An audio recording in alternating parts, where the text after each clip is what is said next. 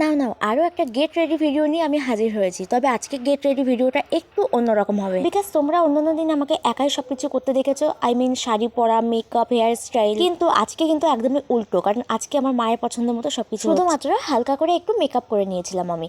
ও বলাই তো হলো না, আমি কোথায় যাবো। আজকে আমি যাচ্ছি আমাদের কলেজ সোশ্যালে। আমি কি শাড়ি পরবো আগের থেকে বুঝতেই পারিনি, তারপরে পাশের বাড়ি একটা কাকিমার থেকে এই শাড়িটা চেয়ে নিয়ে এসেছি। অ্যাকচুয়ালি কি বলতো, আমি সেরকম একটা শাড়ি পরি না, তো তার জন্য শাড়ি জিনিসটা আমার কেনা হয় না আলাদা করে।